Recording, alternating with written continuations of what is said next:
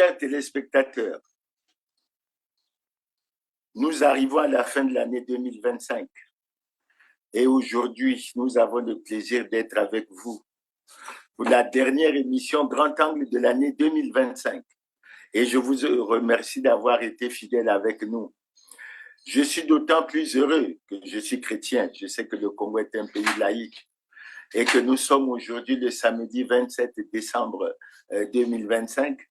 Il y a 2 jours que nous avons fêté la nativité et je crois que j'en suis très heureux. C'est pour ça que pour cette grande fête chrétienne, je souhaite joyeux Noël à tous les téléspectateurs, à tous mes compatriotes qui me suivent, en leur disant joyeux Noël. Et j'espère que on va aller vers des lendemains meilleurs. Mais en tout cas, c'est mon souhait. Maintenant, après vous avoir souhaité joyeux Noël, nous allons essayer de passer à notre émission. En termes d'information, nous n'aurons pas beaucoup d'informations pour la raison simple que nous avons une thématique que nous jugeons extrêmement importante. Mais en termes d'information, d'abord, je suis triste pour un décès qui a été enregistré, semble-t-il, dans le cadre des contradictions et des débats politiques que je qualifie pratiquement de violence politique et ça m'interpelle. Ça doit interpeller tous les acteurs politiques congolais parce que il s'agit, semble-t-il, des événements qui sont survenus après des contradictions, après des altercations entre membres du Parti congolais du travail, notamment au niveau de l'arrondissement de Mpilou. Et il semble qu'un frère, un compatriote, un jeune compatriote qui avait pour surnom, je crois, Tiang, a dû être retrouvé mort 4 jours après. C'est véritablement dommage et j'attire l'attention parce que nous sommes pratiquement à près de 90 jours de la tenue constitutionnelle de l'élection présidentielle 2026 et il a déploré ce genre de violence parce que nous souhaitons que ces élections se déroulent dans la paix, que l'on accepte la contradiction, que l'on soit tolérant et qu'on puisse accepter le droit à la différence. Donc, pour ce décès, je présente mes condoléances à la famille du défunt. Je leur souhaite d'avoir du courage pour surmonter cette dure épreuve.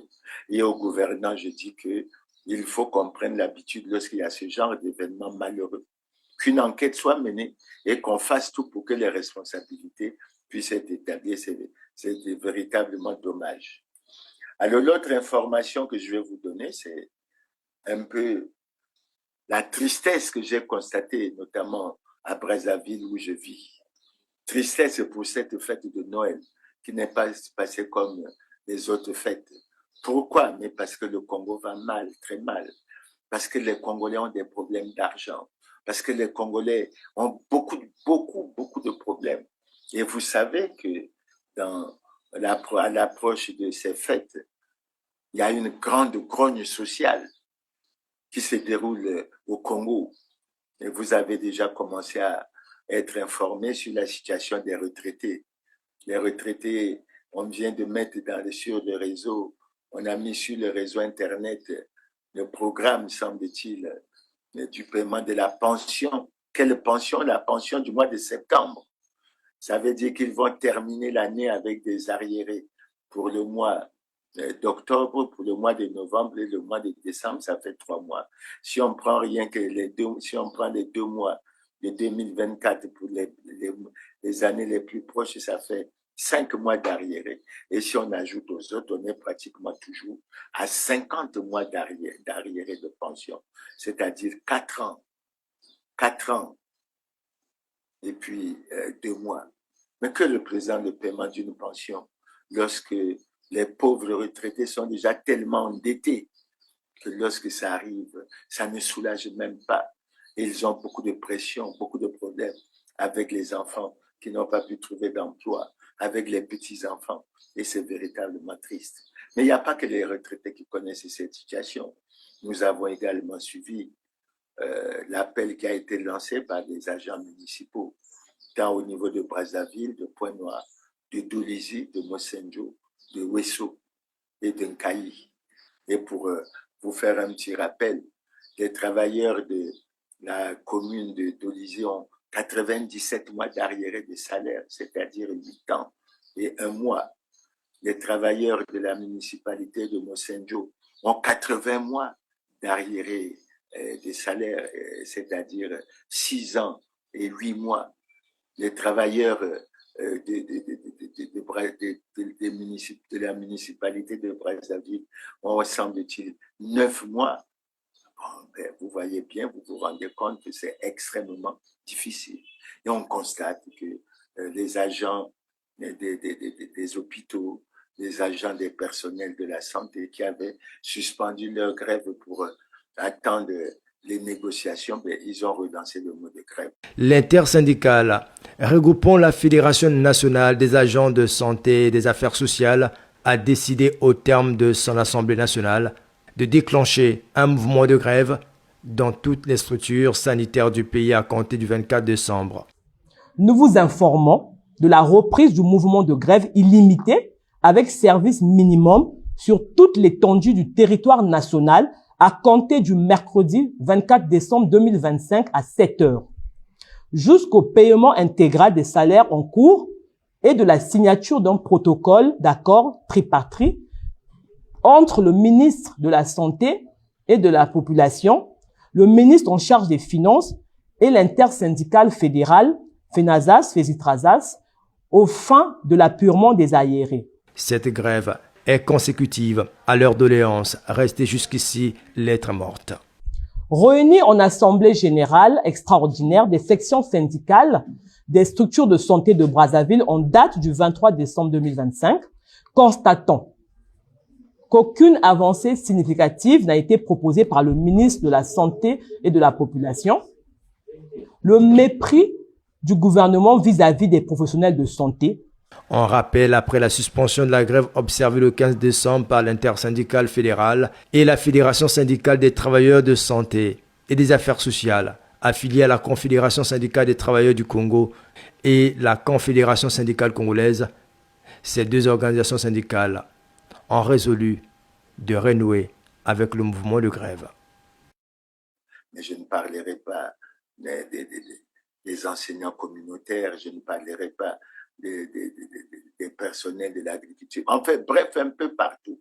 Ça ne bouge pas, le Congo, ça ne va pas. Au-delà du discours servi par les gouvernants, la réalité est tout autre. Non seulement la vie est chère, non seulement il y a la baisse du pouvoir d'achat, il y a la cherté du panier de la ménagère, mais les Congolais sont véritablement en difficulté. Ils sont véritablement en souffrance. Et il est à penser que en 2026, que les dispositions soient prises.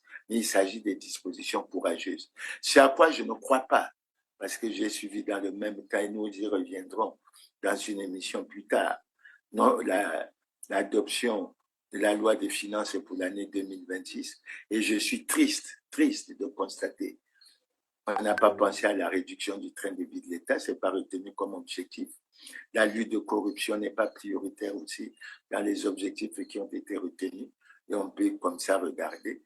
Nous qui avons souvent parlé des audits, des projets de la municipalisation accélérée, tout ça, ce n'est pas retenu. Et pourtant, on nous décrit un pays où tout marche bien pour les dirigeants, les gouvernants, c'est tout à fait normal.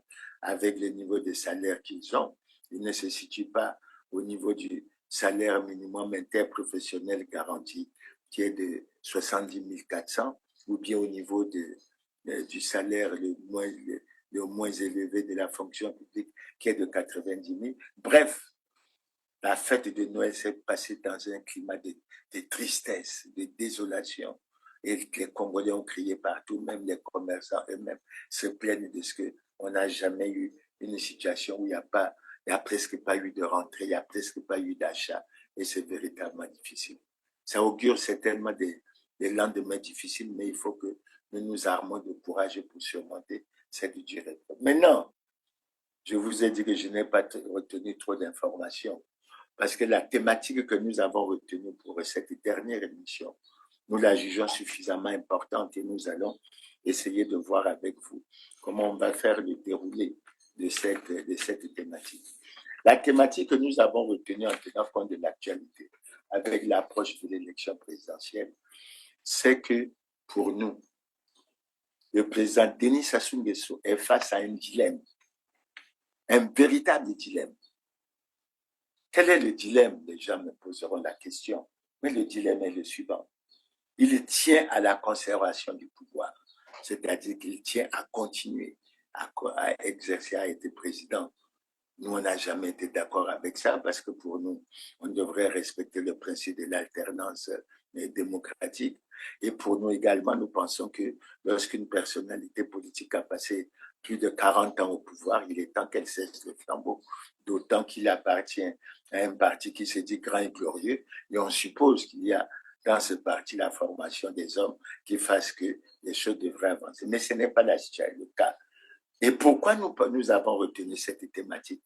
Et quel est le dilemme? En fait, le dilemme, c'est un peu la contradiction qui apparaît entre la volonté du président Sassou de se maintenir au pouvoir, c'est-à-dire de continuer à diriger le pays, et la situation dans laquelle il se trouve, parce que c'est une situation dans laquelle il n'est pas en conformité avec la loi.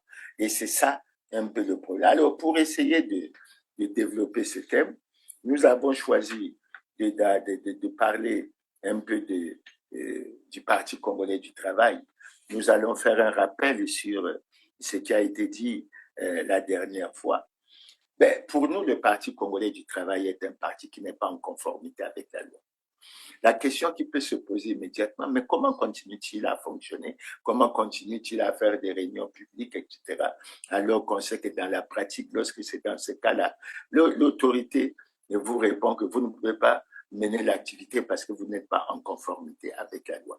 Mais avant d'aborder le sujet sous cet angle, nous allons revenir un peu sur les déclarations que nous avons entendues, les déclarations fortes que nous avons entendues lors du Congrès fédéral de Brazzaville, qui était dirigé par Gilbert Ondongo, où il s'en est pris aux réseaux sociaux, où il s'en est pris aux forces du changement en parlant de donneurs de leçons. Et il a même déclaré publiquement que jamais, jamais, ils ne gagneront. Jamais ils ne gagneront. Et parce qu'Internet ne vote pas. Et ensuite, il a dit que les virulentes attaques du PCT sur les réseaux sociaux ne sont que dans la tromperie et dans la tartufferie. Tout Congolais devrait reconnaître que le PCT a beaucoup travaillé et travaille encore sans désemparer pour le peuple. Et ensuite, il a ajouté que le bilan du Parti congolais du travail est positif sans aucun doute. Nous ne devons pas avoir honte de notre bilan. Notre pays marche vers le développement grâce au leadership du PCT et de son président, le camarade Denis Sassou Nguesso. Chaque militant doit le marteler sans aucune gêne. Le bilan du PCT est positif, il n'y a aucun doute. C'est une phrase de trop. Gilbert Ondongo se retrouve au cœur d'une vive polémique après des propos jugés déplacés voire insultants par une grande partie de l'opinion publique congolaise. Dans un contexte de précarité généralisée, l'affirmation selon laquelle le bilan du PCT est largement positif passe mal, très mal. Dans tous les cas, si nous prenons le bilan de 40 ans, nous voyons que il n'y a pas à dire que le bilan est logé. Puisque, moi qui vous parle, je suis le fils d'un monsieur qui a travaillé à la ferme d'État de Mbé. Pendant ce temps, le président Sassou est au pouvoir. Mais quand on arrive à la conférence nationale, la ferme d'État de Mbé n'existe plus. La ferme d'État de Combé n'existe plus. Le truc de, comment on appelle, l'industrie textile comment on appelle ça, de Kishundi n'existe plus. Donc, le tissu industriel mis en place par ses prédécesseurs, quand nous arrivons à la conférence nationale, ça n'existe plus. Maintenant, quand nous sommes sortis de là, combien d'industries on a créé? Je ne sais pas. Mais l'économiste, il est mieux placé pour nous le dire.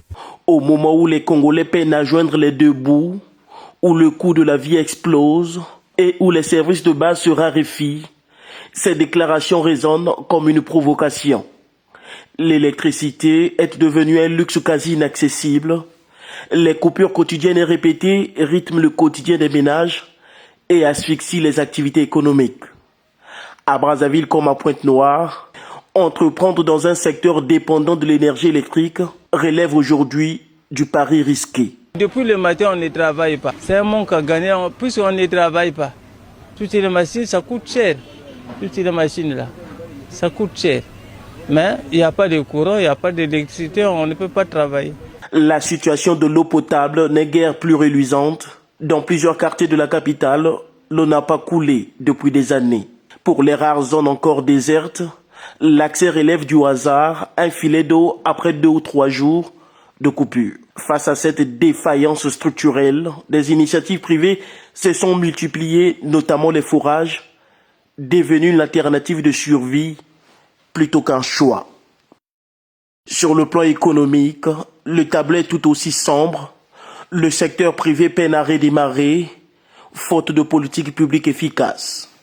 L'incapacité du gouvernement à impulser une relance crédible se traduit par un climat social tendu. Les grèves à répétition à l'université Marien Ngouabi en sont une parfaite illustration. Plus récemment, la grève des mairies du Congo a plongé des milliers de familles dans l'angoisse, paralysant des services essentiels comme la morgue. L'État essaie d'y remédier vite à cette situation parce que ça pénalise beaucoup de Congolais. Beaucoup de familles endeuillées. S'il faut reporter encore l'enterrement, c'est de l'argent qu'il faut dépenser encore. Que dire de l'état des routes à Brazzaville et à Pointe-Noire? Dans les 2 principales villes du pays, la situation est unanimement qualifiée de catastrophique. Chaussées dégradées, nids de poules omniprésents, circulation chaotique. On a du mal à circuler. Tel que là, vous voyez derrière moi, c'est vraiment des catastrophes en fait. Quand une pluie tombe, avoir même le transport pour aller au travail, c'est des difficultés. Je crois que ce sont ces déclarations que les Congolais ont trouvé un peu déplacées, très éloignées de la vérité, s'éloignant un peu de la considération qu'on a du peuple. Parce qu'en réalité, tout le monde sait aujourd'hui que le peuple souffre. Mais ce n'est pas ça ce qui nous préoccupe. Ce qui nous préoccupe, c'est de voir un dirigeant du parti, et ils sont certainement nombreux comme ça, à l'approche de leur congrès, mais qui ne tient pas compte des lois et règlements de la République. Et moi, j'ai une des lois ici que je vais essayer de prendre en exergue pour rappeler un certain nombre de choses. Si je prends la loi sur la loi 20-2017 du 12 mai 2017, je dis que le Parti congolais du travail n'est pas en conformité avec la loi. Et pourquoi je dis que le Parti congolais du travail n'est pas en conformité avec la loi? Je l'ai dit déjà à plusieurs reprises, mais je reviens sur ça pour que nous comprenions et que nous ayons une certaine visibilité sur un certain nombre de choses.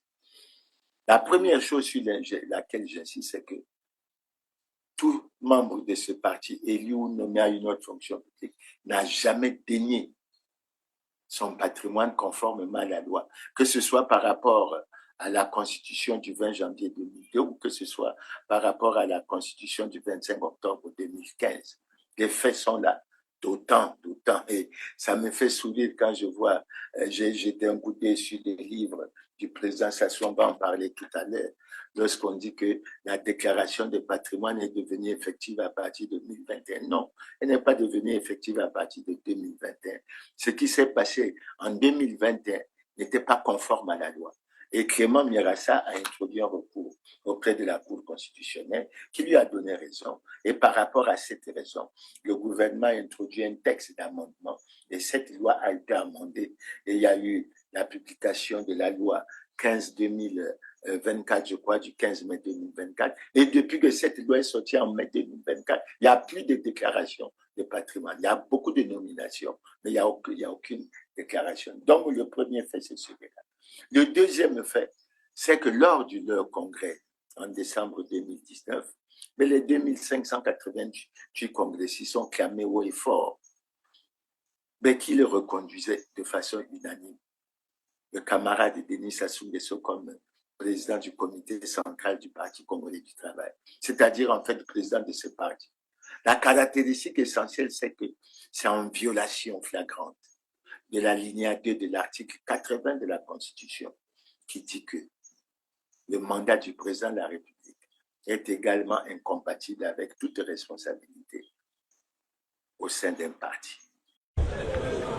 Motion de soutien au camarade Denis Sassou Nguesso, président du comité central du Parti congolais du travail. Considérant la volonté inébranlable et sans cesse renouvelée du camarade Denis Sassou Nguesso de faire du Congo, notre pays, un véritable havre de paix.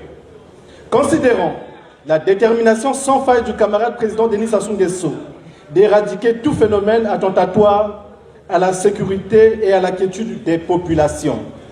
Considérant la mise sur orbite du Congo sur l'échiquier politique international grâce à une diplomatie menée de main de maître par le président Denis Sassou Nguesso, ce qui a valu à notre pays d'assumer la vice-présidence du Forum sur la coopération sino-africaine, FOCAC. Considérant la transformation physique de notre pays suite à son maillage en infrastructures modernes socio-sanitaires, scolaires et universitaires.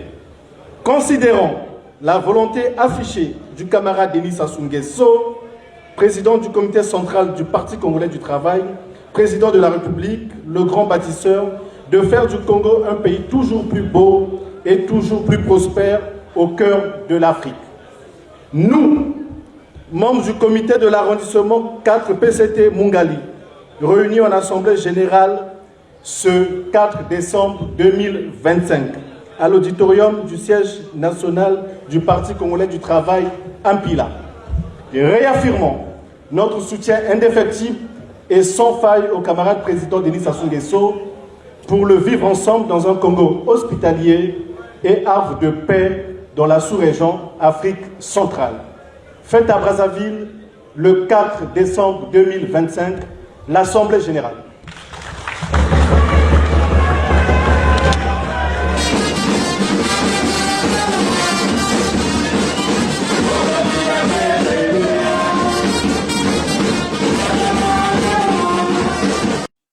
Et ça veut dire que le Parti congolais du travail a en fait violé l'article 26 de la loi que je viens de vous énumérer, la loi 20 2017 du 12 mai 2017, l'article 26 qui dit clairement que les partis ont le devoir de se conformer à la Constitution.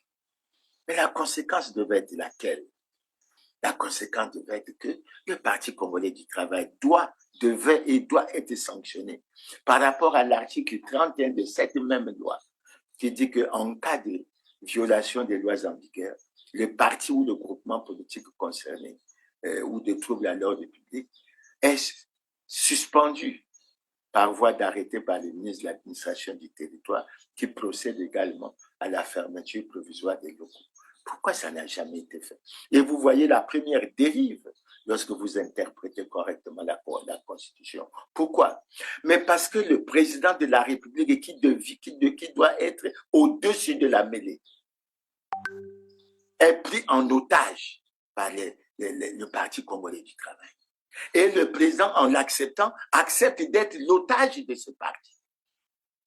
Et vous voyez bien qu'il y a une impuissance. Parce que malgré le fait que la loi a été votée par un parlement majoritairement composé par les membres du PCT, non, on n'a pas pu sanctionner le PCT. C'est quoi? C'est l'affaiblissement de l'État. C'est l'affaiblissement de l'autorité de l'État. Et quand je vois le Premier ministre parler de ces 12 batailles et essayer de vanter soi-disant ce qu'il a fait pour contribuer à la restauration de l'autorité de l'État, j'en rigole. Tout ça, ça veut dire quoi?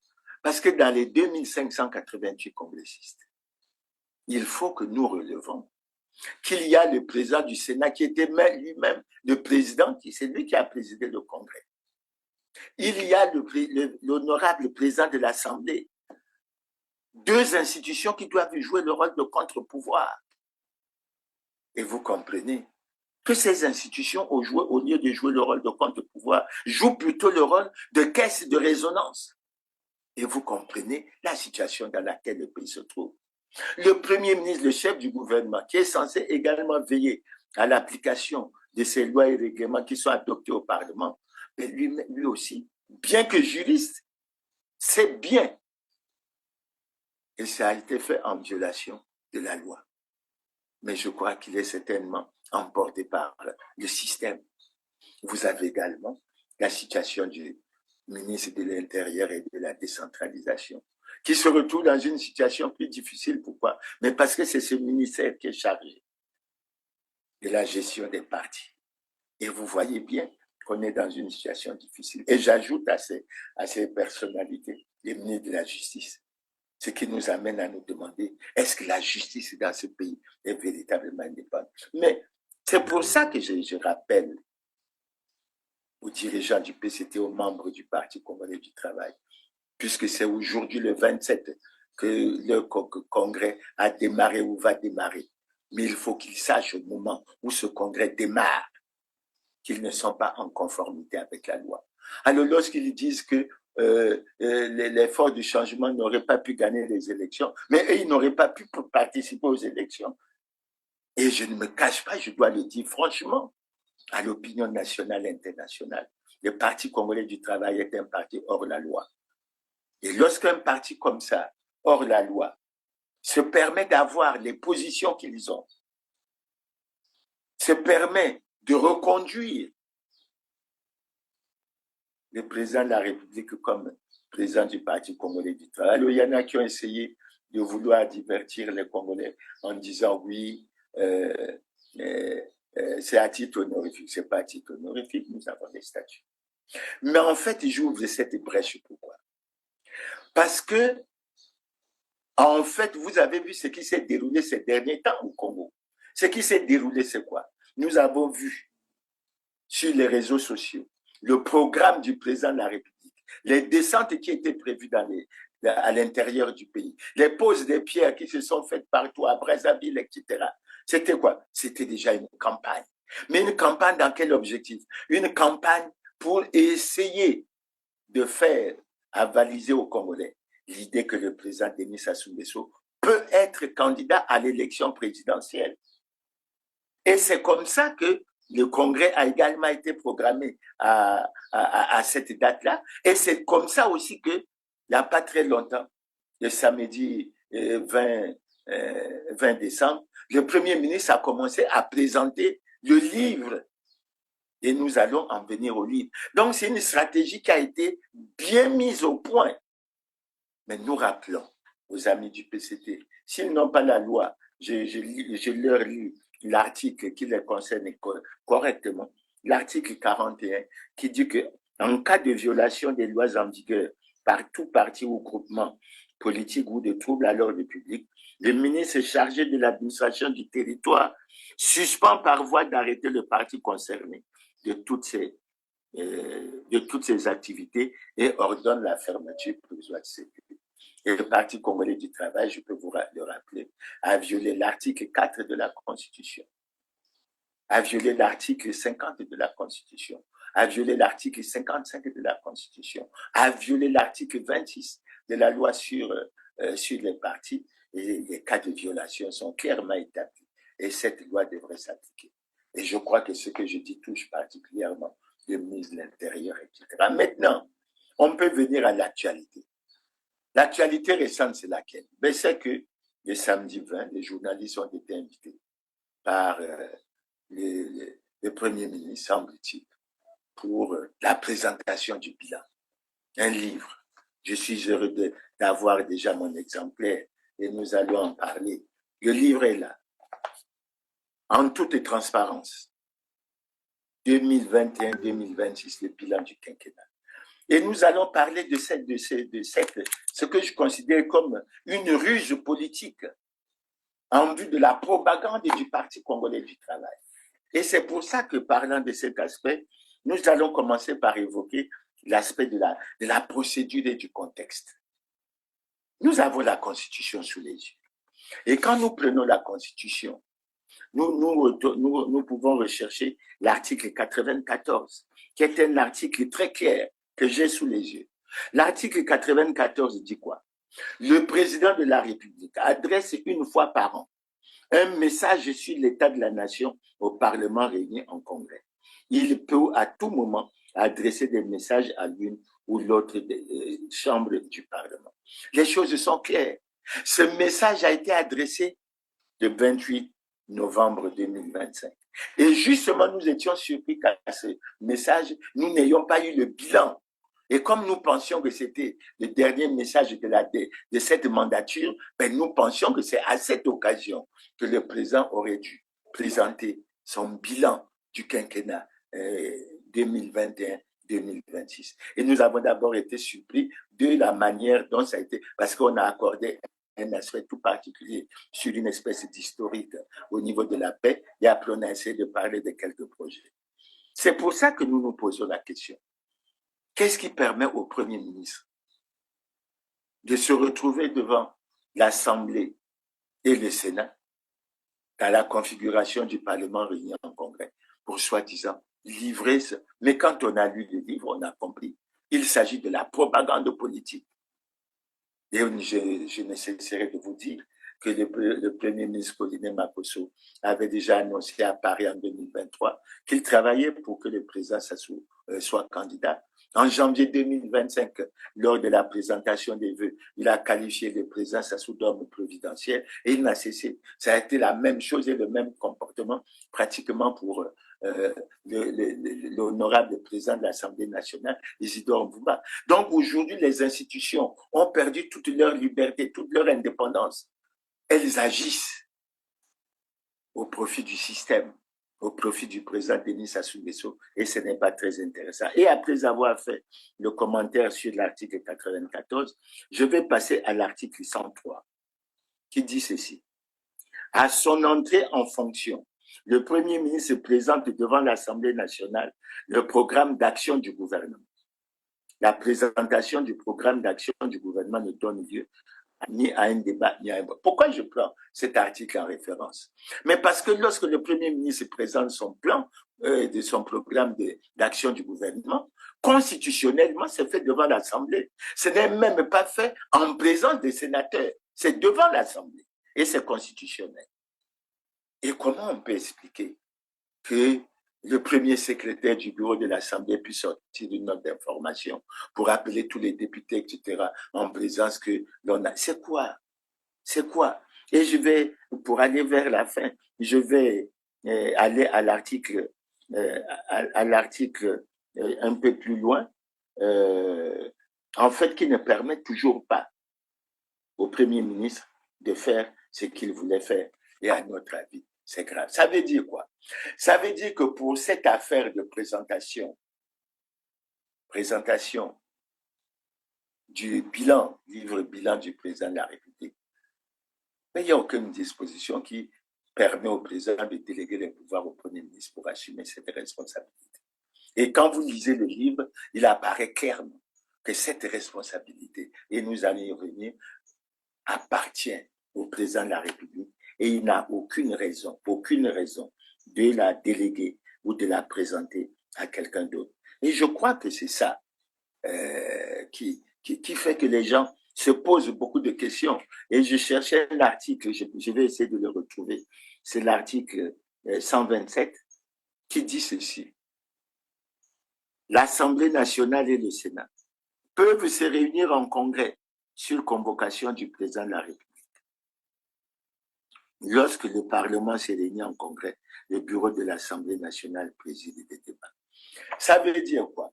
Nous avons voulu, du point de vue de la procédure et du contexte, rappeler qu'il s'agit là, avec ce que le Premier ministre fait. Je l'ai entendu dire qu'il va aller vers les conseils municipaux. Mais c'est la campagne du PCT.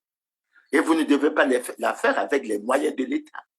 C'est une dérive constitutionnelle une fois de plus. Et nous regrettons que nous en soyons arrivés là. Et je crois, j'ose espérer que les choses devraient pratiquement changer. Maintenant, nous avons regardé le livre, nous avons parcouru, peut-être en diagonale, mais nous avons les moyens de nous faire une opinion là-dessus. Ce que j'ai apprécié dans ce livre, c'est ce qui est écrit ici, en toute transparence, tout en rappelant que l'article 25 de la Constitution garantit la liberté d'expression aux Congolais. Et je crois que l'article 27 garantit la possibilité de réunion et d'associations, etc. Ça veut dire quoi? Il faut laisser aux Congolais la liberté de critiquer ou d'apprécier ce document. Je le dis parce que j'ai lu à travers les réseaux sociaux les plaintes des journalistes qui se sont plaints de ce que, lorsque le Premier ministre s'est présenté devant les chevaliers de la plume, soi-disant pour présenter ce livre, tout le monde n'était pas choisi. On ne donnait pas la parole à tout le monde. Et c'est cette façon de faire qui déçoit les Congolais. Alors, si vous avez déjà un point de vue arrêté, pourquoi vous venez en imposer aux gens et faire un certain nombre de choses? Mais ce que j'ai retenu de positif, et je suis heureux, je souhaite que la démocratie congolaise puisse évoluer dans ce sens, c'est qu'on dise en toute transparence. On a mis une déclaration du président qui a dit « Je rendrai compte le moment venu ». C'est certainement lui qui détermine le moment de rendre compte. Nous allons essayer d'en parler. Et nous insistons sur une notion sur laquelle le Premier ministre est revenu souvent, sur quelques notions sur lesquelles le Premier ministre est revenu assez souvent. C'est la notion de transparence, la notion de redevabilité qui permet aux autorités de rendre compte, c'est-à-dire de répondre de leurs actes et de permettre aux Congolais d'apprécier si on est dans la bonne ou dans la mauvaise voie. Et c'est ça, à mon avis, qui est très intéressant. Quand je regarde ce qui est mis, je crois qu'on va dans le bon sens. Et c'est en ça que nous nous réjouissons. C'est en ça qu'il faut que nous avançons. Maintenant, je me suis permis, en essayant de donner des réponses, sinon en fait de faire quelques commentaires sur les déclarations du Premier ministre, de faire un certain nombre de commentaires. Évidemment, il a parlé de la dette. Et moi, j'ai été très déçu. Le Premier ministre se permet tout simplement de dire qu'elle a diminué et qu'on n'est pas sur le bon chemin. Lorsque le Premier ministre s'est retrouvé à Paris en 2023, mais il avait déclaré que notre dette était autour de 91% du PIB et qu'il avait l'espoir que nous allions vers le respect de la norme communautaire qui fixe le critère à 70, à ce que la dette d'un pays soit inférieure ou égale à 70%. Ce n'est pas le cas du Congo. Mais avant de parler de ces chiffres, il faut rappeler, et moi je lui souhaite que le Premier ministre soit bien informé, parce que les Congolais veulent comprendre, puisqu'il y a l'obligation de rendre compte. Et il faut, pour des gens qui sont au pouvoir depuis 40 ans en termes de système, de rendre compte sur un certain nombre de faits.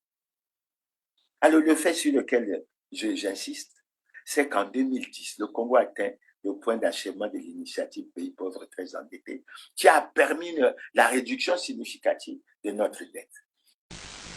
En politique, le Parti congolais du travail salue l'accession du Congo au point d'achèvement de l'initiative PPTE, Pays pauvres très endettés. Hier, un meeting en salle a été organisé à la mairie de Wenze sous la houlette de Gabriel Obapounou, président communal du PCT Brazzaville. Joseph Kandi, reportage. Dans une salle polyvalente de Wenze insuffisante à compter Denis Sassou Nguesso et son gouvernement, Gabriel Obapounou a dit en substance que la remise de la dette du Congo par les institutions financières de Bretton Woods à hauteur de 3,5 milliards de francs CFA devrait désormais. Denis Sassou Nguesso et son gouvernement, Gabriel Obapounou a dit en substance que la remise de la dette du Congo par les institutions financières de Bretton Woods à hauteur de 3,5 milliards de francs CFA devrait désormais le tourisme, le sport, pour ne citer que ces domaines. Gabriel Obapounou sur la portée de la remise de la dette du Congo. La communauté internationale financière vient donc de dire que nous avons bien travaillé et par voie de conséquence, vous devez donc être récompensés.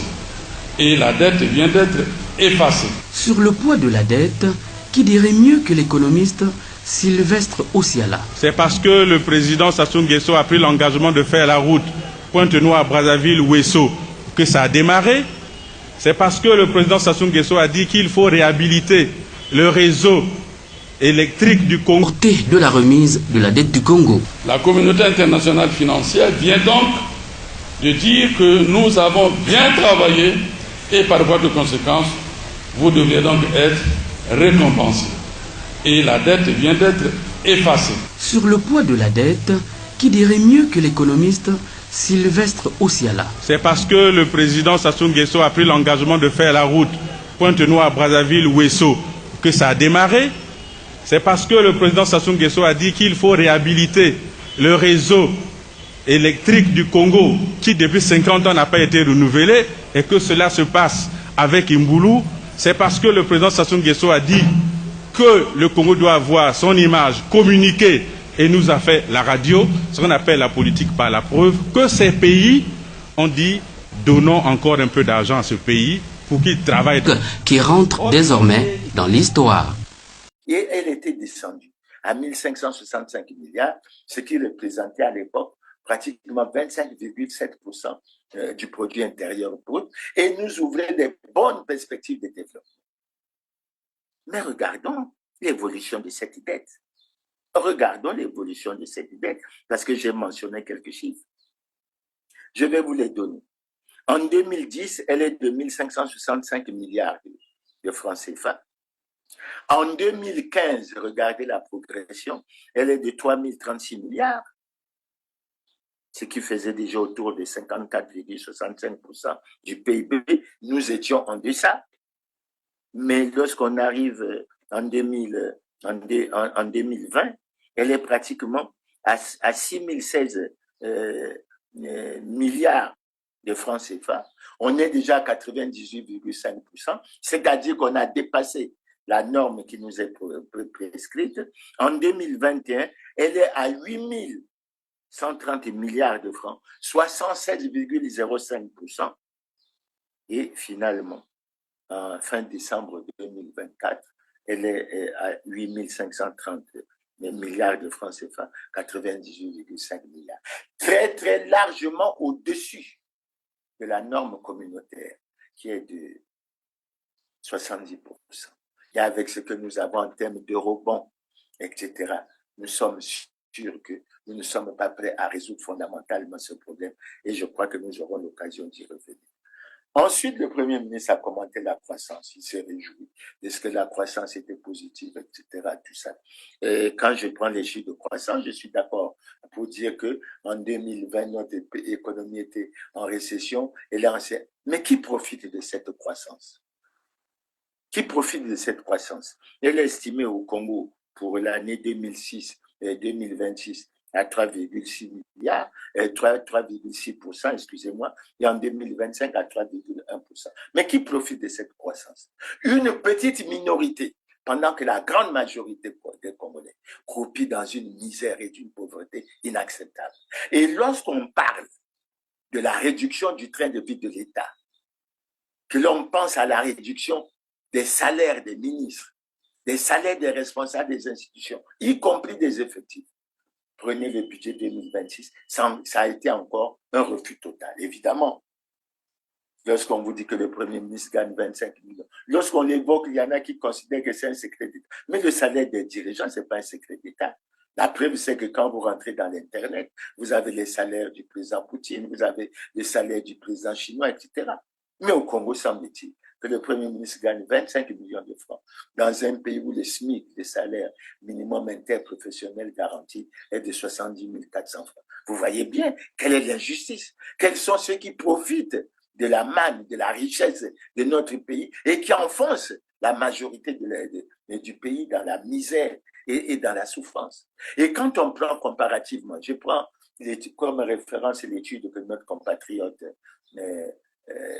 Alphonse Ndongo a faite sur les salaires des ministres de certains pays africains francophones, et vous constatez quoi? Le Congo est le pays qui paye le mieux ses ministres. Un ministre congolais gagne 10 millions. Un ministre ivoirien, avec les informations que nous avons sur la situation de la Côte d'Ivoire, un ministre ivoirien gagne 5 millions, la moitié de ce que gagne un ministre congolais. Au Sénégal, quand vous prenez le Sénégal, un ministre gagne 3 800 000, le Premier ministre gagne 4 300 000 et le président de la République gagne 4 800 000. Mais expliquez-moi pourquoi. Mais quand vous allez à la Chine, c'est le scandale. Déjà au niveau ministériel, le ministre simple congolais gagne plus que le président Poutine. Le Premier ministre gagne largement plus au-dessus du président Trump, etc. Un ministre d'État gagne au-dessus que le Premier ministre japonais. Est-ce que c'est rationnel? Est-ce que c'est normal que ces gens puissent ne pas avoir une attitude pour aller à la réduction du train de vie de l'État? Donc, quand on vante la croissance, évidemment, Vraiment, le Premier ministre vend parce qu'il fait partie des catégories qui profitent de cette croissance, alors que la majorité de la population croupit dans la misère, etc. Mais je vous donne quand même l'indication pour le salaire du président chinois, parce que c'est vraiment remarquable avec les informations que nous avons sur la situation économique et le poids de la Chine dans l'économie mondiale maintenant. Le Premier ministre chinois gagne 1,39 million. 1,39 million. Et le salaire minimum qu'on peut retenir de la Chine est pratiquement de 143 000 francs CFA. Vous voyez bien que nous sommes dans une situation extrêmement catastrophique et on ne tient pas compte d'un certain nombre de choses. Maintenant, le Premier ministre a vanté aussi une autre chose. Je crois que ça apparaît également dans les livres. Nous avons rétabli nos relations avec les institutions financières internationales. On a bien exécuté le programme avec le Fonds monétaire en exécutant 6 belles revues.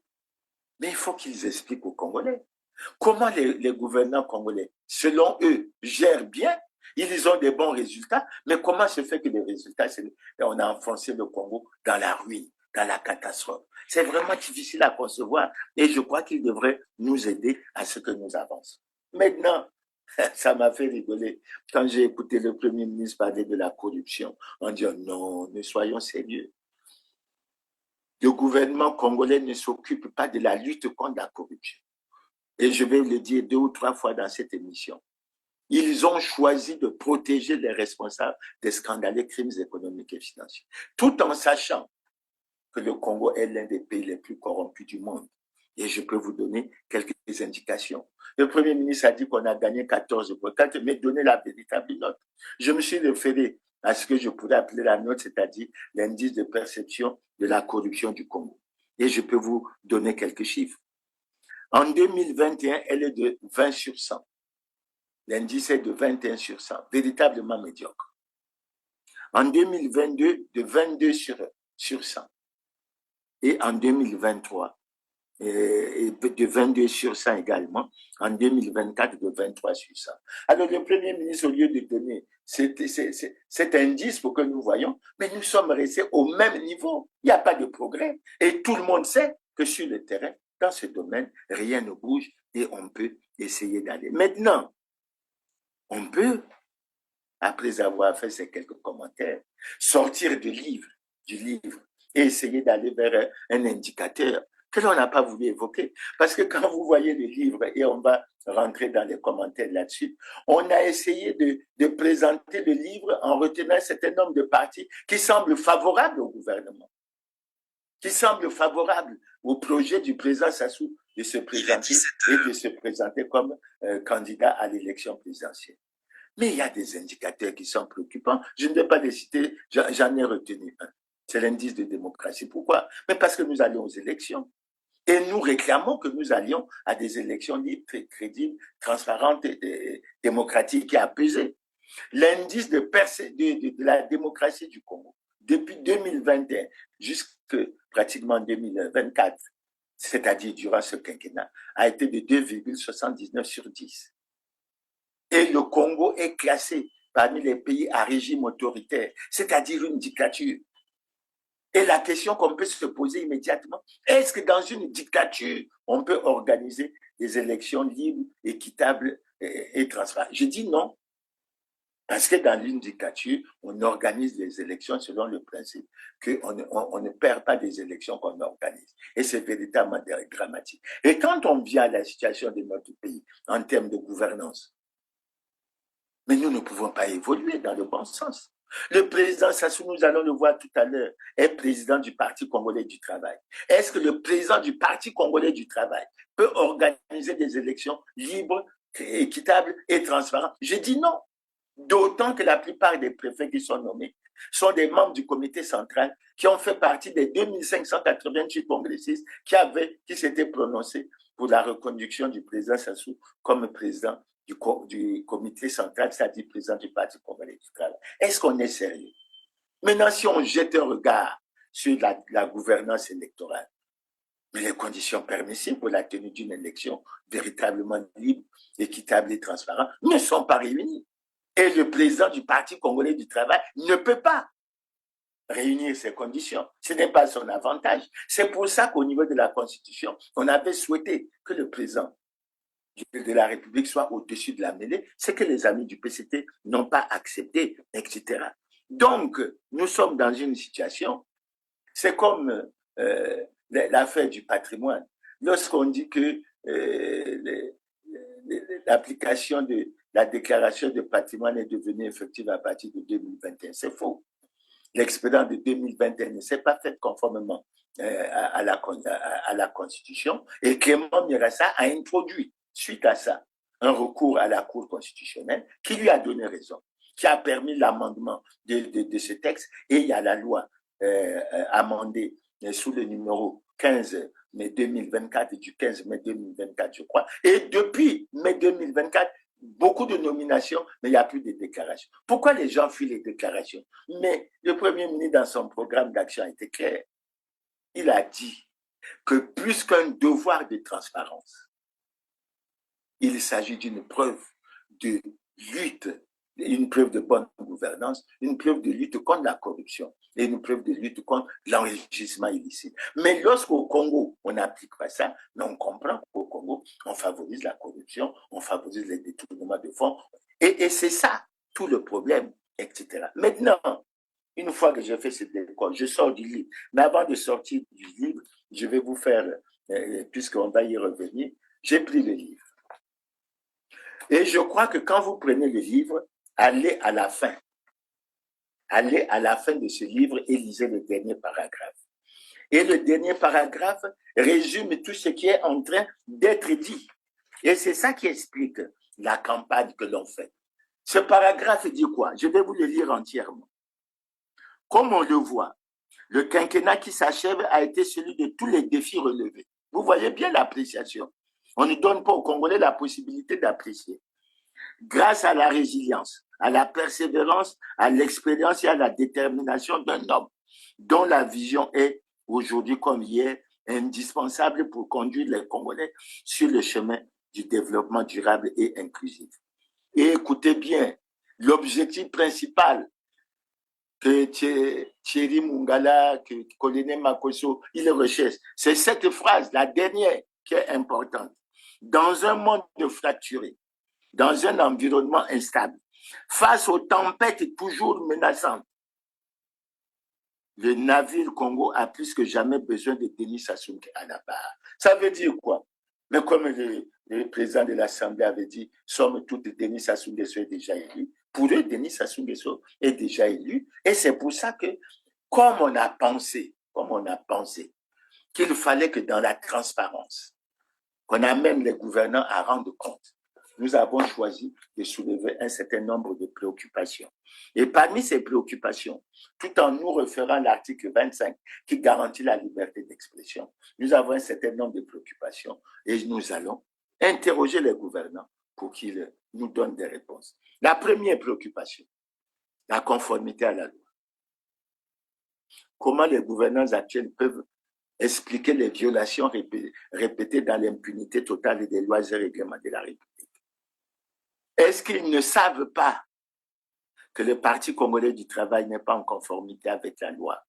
Est-ce qu'ils ne savent pas que le président de la République n'est pas en conformité avec la loi? Est-ce qu'ils peuvent expliquer aux Congolais pourquoi, conformément aux lois que nous avons adoptées, le Parti congolais du travail n'est pas sanctionné? Et nous l'avons dit assez souvent et nous allons le redire, le répéter même pendant cette émission. Le président de la République, Denis Sassou Nguesso, est en situation difficile et manifeste d'incompatibilité constitutionnelle. Alors, où est l'Assemblée nationale? Où est le Sénat? Où sont les contre-pouvoirs?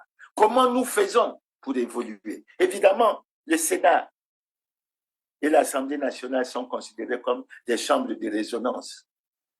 Ils ne s'occupent pas de ça. Mais ils ne peuvent pas dire qu'ils ne savent pas. Je vous ai précisé plus haut que c'est le président du Sénat qui avait présidé le Congrès, qui avait permis la reconduction. Donc, la violation par tous les congressistes du PCT, de la Constitution et des autres lois et règlements de la République. Mais il n'y a pas que ça. Lorsque on est sorti du Congrès, du Parti congolais du travail. Clément Mierassa a introduit un recours en inconstitutionnalité de l'élection qui avait permis la reconduction du président Denis Sassou Nguesso comme président du comité central du Parti congolais du travail. Par décision DCC 005, DCC bar SVA bar 20 du 31 juillet 2020, la Cour constitutionnelle s'est déclarée incompétente, mais elle a choisi d'en faire une notification au président de la République, au président du Sénat, au président de l'Assemblée nationale, au ministre de l'Intérieur et de la décentralisation, au ministre de la Justice. Donc, toutes ces personnalités savent depuis que le PCT et le président de la République ne sont pas en conformité avec la loi. Mais pourquoi ils ont gardé le silence jusqu'aujourd'hui? Et nous allons voir plus tard que le ministre de l'Intérieur, qui est au courant de ça, prend des arrêtés, des textes pour reconnaissant certains partis et il place toujours le Parti congolais du travail qui n'est pas en conformité avec la loi en tête de ces listes. Qu'est-ce que ça veut dire? Pourquoi le PCT pense qu'il est au-dessus de la loi? Et moi, je dis qu'il faut se référer à l'article 15 qui dit que tous les citoyens congolais sont égaux devant la loi et ont droit à la protection de l'État. Nul ne peut être favorisé, désavantagé par rapport à son origine familiale, ethnique, par rapport à sa condition sociale, par rapport à ses convictions politiques, religieuses, philosophiques et autres. Pour vous dire que le président Denis Sassou Nguesso n'est pas au-dessus de la loi. Et vous savez comment a été l'acharnement du PCT, de ses responsables, pour que nous allions au changement de la Constitution en 2015, soi-disant pour faire évoluer les institutions. Mais on n'est pas parti au changement de Constitution pour permettre aux dirigeants de la violer dans l'impunité totale.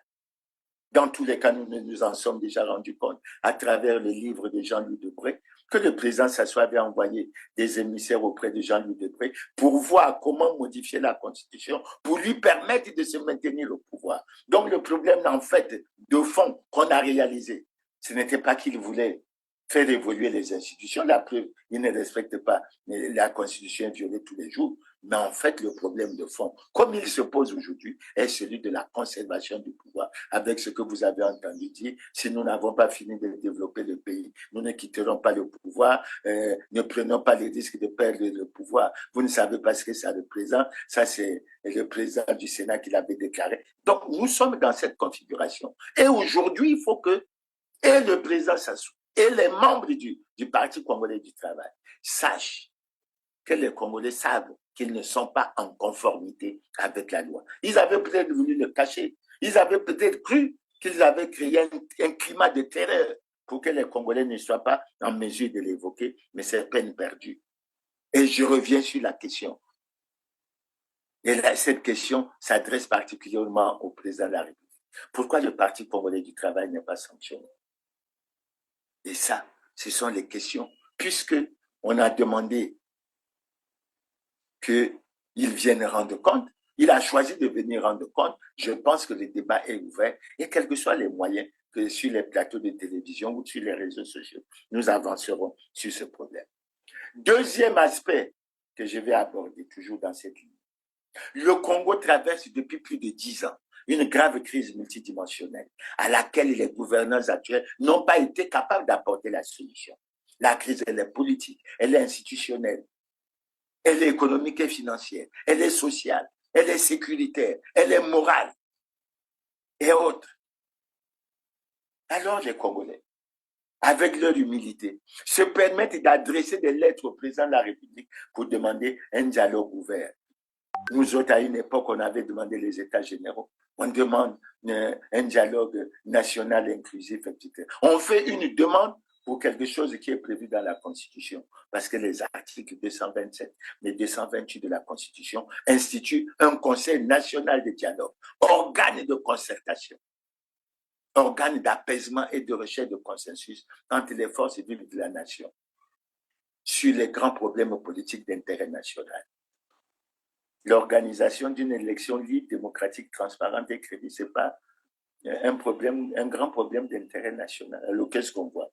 le Conseil des ministres du 7 août propose un projet de loi et mettre là-dedans, non, que c'est à la suite de la concertation avec les chefs des groupements politiques. Mais qui vous a autorisé ça? Ce qui vous a autorisé qui est constitutionnel, c'est ça. Pourquoi vous avez peur du dialogue? Et de surcroît, vous êtes en situation de violation de la Constitution. Parce que depuis 2015, le Conseil national des dialogues n'a jamais été formellement mis en place. L'autre point auquel on peut aller, la déclaration du patrimoine, je n'y reviens pas, je dirais tout simplement que depuis 2000, aucun gouvernant, aucun acteur politique, aucun responsable administratif, élu ou nommé à une autre fonction publique, n'a donné déclaré son patrimoine conformément à la loi. L'expérience de 2021 ne s'est pas faite conformément à la loi. Et nous pouvons poser la question au gouvernement. Pourquoi cette situation? Pourquoi? Maintenant que vous avez décidé que nous ayons des débats en toute transparence pour qu'on s'accorde sur ces problèmes, avançons. Le point suivant sur lequel je viens, c'est l'annulation des accords entre le Congo et le Rwanda. Nous sommes peinés quand on a eu, nous avons été peinés par les débats que nous avons eus sur ce problème. Nous savons qu'entre 2021 et 2022, il y a 15 accords qui ont été signés avec le Rwanda. Mais là où ça a perturbé et choqué les Congolais, c'est lorsqu'ils ont commencé à se rendre compte qu'on était en train, excusez-moi l'expression, de vendre nos terres aux Rwandais. La preuve, c'est laquelle? La première preuve, c'est que nous avons eu à travers les réseaux sociaux et à travers les médias l'information selon laquelle le ministre rwandais, et plutôt l'ambassadeur rwandais au Congo, avait rencontré au mois de juillet 2021 le ministre Pierre Mabiala, ministre des Affaires foncières, pour obtenir des titres fonciers pour des terres que le Congo avait données au Rwanda dans le cadre de la coopération sud-sud. Et le ministre Pierre Mabiala l'a rassuré de son engagement à tout faire en œuvre afin qu'il obtienne ces titres. Nous avons posé le problème, nous avons élevé le voix. Les gouvernants congolais ont refusé. Première question, qui ment des autorités rwandaises et des autorités congolaises? Parce que l'ambassadeur rwandais ne peut pas agir en dehors des directives qui sont données par son pays. Et nous avons été surpris parce qu'on nous demandait de donner la preuve ou d'apporter le document qui apporte. Évidemment, c'est eux qui ont l'administration, ce n'est pas nous. Deuxième aspect, le 30 mars 2024, une vidéo circule, une vidéo de la télévision nationale rwandaise. Et dans cette vidéo, on découvre qu'on est en train d'annoncer qu'une mission des membres du secteur privé du Rwanda a été effectuée au Congo du 4 au 8 mars 2024 et que cette mission a découvert 2 sites de terrain d'une superficie cumulée de 980 km², que le Congo a donné au Rwanda et qui est devenu la propriété du Rwanda. Et on a suivi les interviews des opérateurs économiques rwandais qui étaient contents de la qualité du sol, de la fertilité du sol et qui étaient contents de venir y procéder aux cultures de maïs, de soja, de piment et autres. Ça voulait dire quoi? La constitution de 2 enclaves rwandaises sur le territoire congolais, ce qui est inacceptable. Ce qui est véritablement inacceptable. Réponse des Congolais, des autorités congolaises, ils ne sont pas au courant de ça. Mais qui ment? Et cette coopération n'est pas bonne. Déjà que nous l'avons critiqué parce que nous avons pensé qu'il s'agissait pour le gouvernement congolais de faire obtenir des moyens financiers au Rwanda pour continuer la guerre et continuer à perpétrer les massacres à l'est de la République démocratique du Congo. Mais visiblement, il était une nouvelle fois clairement établi qu'il y avait du mensonge dans cette opération, c'est-à-dire un agenda caché. Et depuis, les choses ne sont pas toujours clarifiées, même si le ministre Thierry Mungala a osé dire que le débat était clos soi-disant sur les autorisations express ou provisoires d'occuper. Le problème que j'évoque dépasse ce cadre. Mais même sur le cadre des autorisations express et aux autorisations provisoires, les gouvernants ne nous ont jamais donné les preuves Parce que si vous n'avez rien à vous reprocher, vous n'avez aucun problème à donner.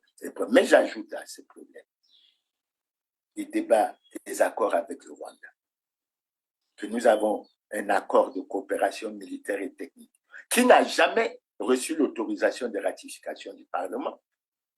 Nous avons un accord cadre sur le partenariat économique, la promotion et la promotion des investissements. Lui également, il n'a jamais reçu l'autorisation de ratification du Parlement. Alors, où en sommes-nous?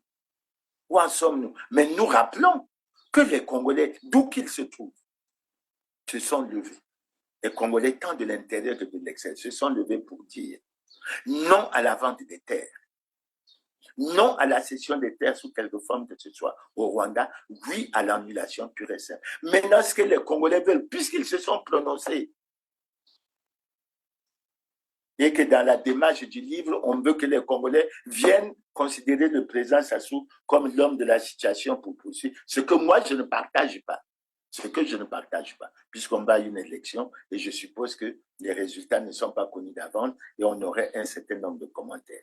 C'est pour ça que sur ces questions très difficiles, parce que nous pensons avoir déjà sacrifié notre jeunesse par notre incapacité de donner des informations claires sur les 14 000 milliards de francs CFA, nous ne pouvons pas nous permettre de sacrifier encore notre jeunesse avec les problèmes des terres et ce problème avec les Rwandais, puisque le débat doit avoir lieu dans la transparence et qu'il y a l'obligation de rendre compte. Il est bon que les gouvernants nous rendent compte et que nous puissions avancer. Le problème que je vais soulever après, il est simple. Pourquoi les gouvernants congolais protègent-ils les responsables des scandaleux crimes économiques et financiers? Et ils viennent nous parler de développement. Est-ce qu'on peut se développer lorsqu'on tolère la corruption, lorsqu'on tolère la fraude, lorsqu'on tolère la corruption, lorsqu'on tolère les détournements des deniers publics? D'autant que les gouvernants ont fait beaucoup de déclarations, mais j'en ai retenu une. C'est celle que le président Sassou a fait dans son message sur l'état de la nation en 2018. Qu'est-ce qu'il disait? Il disait, face aux défis économiques, quels qu'ils soient, il n'y aura ni gros poissons, ni menu fretin. Tout passera dans la nasse du droit et de la justice. Seul prévaudra la loi. Alors, pourquoi on n'applique pas la loi? Pourquoi il y a des gens qui volent, qui détournent et qui ne sont nullement inquiétés sur notre territoire? Les gouvernants ne savent pas que ce sont ces responsables des scandaleux crimes économiques et financiers qui ont plongé le pays dans le chaos, dans la ruine. Pourquoi cette impuissance? Et je rappelle au président Sassou que dans son discours d'investiture en 2009, il avait dit « Je ne surprends personne en apprenant qu'en dépit des efforts multiples, le Congo n'est pas, hélas, exemple de corruption, de fraude, de détournement des deniers publics. » Et il a dit « Là, ce sont les gouvernants qui sont interpellés. » Mais pourquoi depuis 2009 jusqu'à aujourd'hui, aucun gouvernant n'a été inquiété? Et pourtant, les dossiers sont connus par tous les Congolais dans lesquels les gouvernants sont sérieusement impliqués. Et quand le Premier ministre vient présenter son livre, tous ces aspects ne sont pas évoqués. Donc on prétend parler en toute transparence. On prétend avoir pris l'engagement de rendre compte, de l'obligation de rendre compte. Et on vient en dissimulant un certain nombre d'aspects. Ça ne passera pas. Ne croyez pas que vous avez créé un climat de terreur qui ne permette pas aux Congolais de s'exprimer. Et j'invite les Congolais à relever. Déjà, ils sont choqués qu'on puisse dire que le bilan du PCT est positif. Et quand on vient présenter un livre comme ça, avec la conclusion que je vous ai déjà lue, mais ce n'est véritablement pas sérieux. Et ces cas sont, j'en énumère quelqu'un, mais ils sont extrêmement nombreux. Je vais passer à l'un des derniers cas. Mais ce n'est qu'un échantillon. Si les Congolais veulent être dans les débats, ils trouveront bien les éléments qui pourront leur faire intervenir sur la question. Ce cas, moi, j'essaie de l'évoquer assez souvent. Et je trouve que le silence des gouvernants est extrêmement dangereux. Et que ça constitue une menace pour la paix de notre pays.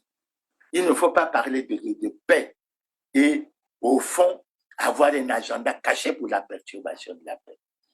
Cette information, c'est laquelle? Nous avons tous, moi particulièrement, j'ai suivi, et nous sommes, je crois, beaucoup de Congolais à avoir suivi, les vidéos de Laurent Sokoko, qui, à mon avis, pose des problèmes extrêmement graves. Et dans ces vidéos, Laurent Sokoko révèle quoi? Il révèle que Denis Kressel Sassou Nguesso était dans une mission de travail de la SNPC à Luanda. Il y avait plusieurs Congolais dans cette délégation. Que lui, Laurent Sokoko, a réussi à obtenir une audience auprès du défunt président Dos Santos, que Dieu ait son âme, et qu'il a accompagné au cours de cette rencontre avec le président Dos Santos.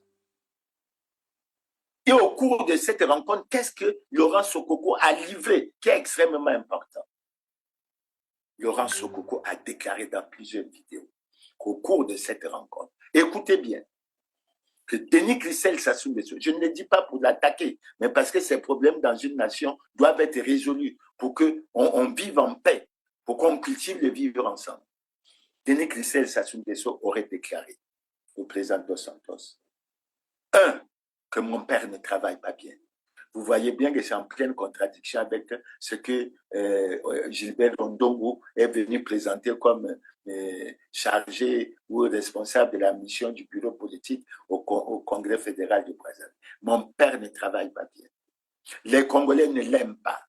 Il ne faut pas vous fier à l'image qu'il tente et qu'il essaie de se donner à l'extérieur pour pouvoir mieux agir à l'intérieur. Nous devons conserver le pouvoir. Et pour ça, nous sollicitons votre appui. Comme vous l'avez accordé à mon père en 1997 pour que je renverse mon père. Sokoko Holding aligne une série de services à vous offrir une fois de passage à Luanda en Angola. Bonjour, président Laurent Sokoko, comment vas-tu? Bon week-end. Oui, ça va, et vous? Ça va bien, merci. Alors, on peut continuer notre entretien de la dernière fois parce que on a dit qu'on devait faire en plusieurs parties. Alors. Ok, merci beaucoup, maître. Oui. Bon, comme d'habitude, quand on commence l'émission, on fait une petite introduction à 3 langues. C'est ça. En portugais, en français et puis à lingala. Très bien. Je conseille les gens de nous suivre vraiment attentivement dans l'émission d'aujourd'hui parce qu'il y a des choses vraiment très sérieuses. On doit parler à ce qui concerne le Congo-Brazzaville. Donc, dans mon opinion, moi je pense que les 2 présidents de l'Angola, Jean Lorenzo et RDC, président Tshisekedi, se rencontrent pour la sécurité des régions parce que l'arrivée des troupes rwandaises au Congo-Brazzaville, c'est très dangereux pour l'Angola et la RDC. Moi, quand j'ai parlé Denis Kressel, le fils du président Sassou Nguesso, quand il voulait faire le coup d'État à son père. Mais aujourd'hui, on doit démontrer quand même quelques preuves pour que les gens sachent que les choses que nous avons en train de mobiliser le peuple, c'est sérieux. Le monsieur Denis Kressel Sassou Nguesso, ministre de coopération internationale du Congo-Brazzaville, pour rencontrer le président Dos Santos, pour faire une alliance, pour demander l'aide, pour faire coup d'état militaire au Congo-Brazzaville, pour renverser son père Denis Sassou Nguesso. Maintenant, le président a mobilisé les grands dignitaires du pays, 4, les top grands dignitaires du pays, 4, de rencontrer le Denis Kressel. Après l'entretien, il passe chez lui pour les saluer.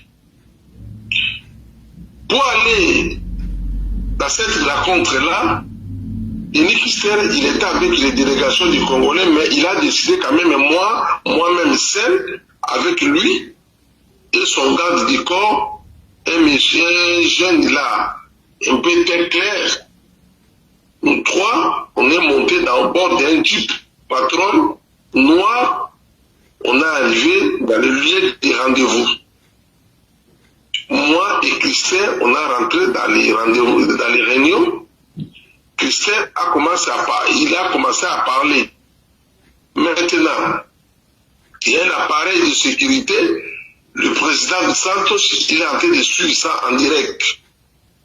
Denis Christin, il a tout dit que moi, je suis venu ici pour rencontrer le président dans votre bénédiction, les bénédictions du président Eduardo, pour que je renverse le président parce qu'il ne fait rien au Congo. Moi, je voulais être président de la République du Congo. Ah bon? Oui, je voulais votre appui. Comme vous avez fait à mon père à l'époque, et aussi chez moi aussi.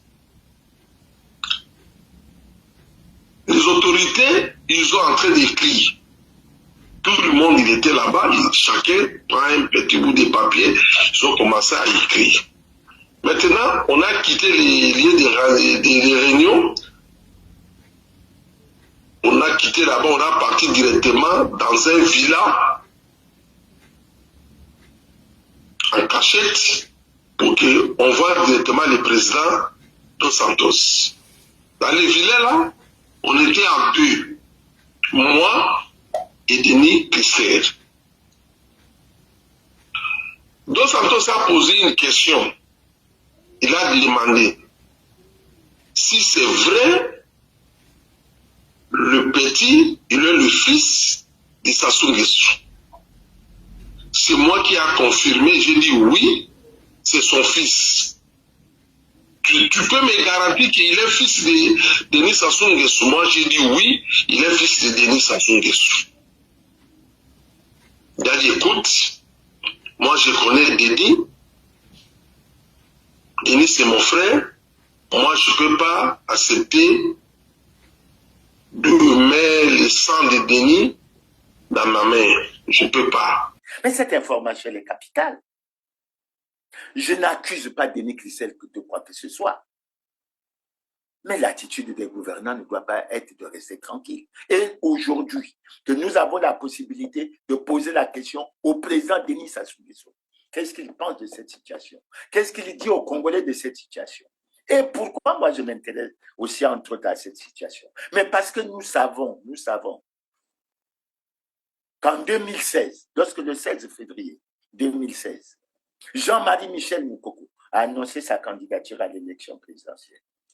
Dans le soir, on a commencé à faire circuler une vidéo comme quoi Jean-Marie Michel Moukoko était dans un complot ou un certain nombre de choses. Et cette vidéo, puisque j'ai fait la campagne avec Jean-Marie Michel Moukoko, le 4 mars au démarrage de la campagne, Jean-Marie Michel Moukoko était encore convoqué à la direction générale de l'archivage du territoire pour répondre. Pourquoi on veut perturber la paix? Pourquoi on veut créer un sentiment de frustration entre les Congolais? Pourquoi on pense qu'il y a des Congolais qui doivent être protégés? Mais on doit répondre de ces actes. Les Congolais ont dû être surpris ces jours-ci de voir par exemple que le président Sarkozy a passé une vingtaine de jours à la prison. Mais c'est ça l'état de droit. Nul n'est au-dessus de la loi. Et on ne fait pas des sentiments. Alors, sur cette question, quand je fais le parallèle avec la situation que vit Jean-Marie Michel Moukoko, André Okombis-Salissa et les autres, je dis qu'il y a une grave injustice qu'il faut réparer. Et ce n'est pas normal.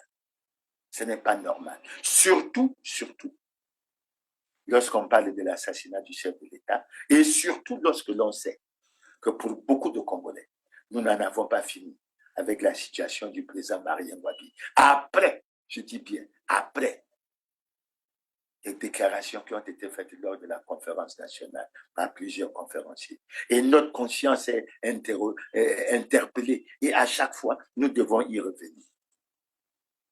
Et moi, je pose la question à la CID, puisque j'ai parfois appris que la CID, que ce soit avec mon frère et ami Alex Nzabana, etc., que Nyerassa Clément, Jean-Marie Michel Mokoko, Joe Washington, Ebina, Paulin Makaya et d'autres, que nous faisions partie d'un groupe qui était recherché et pour lequel on voulait que Alex fasse des déclarations pour que ça permette qu'on nous arrête tout ça.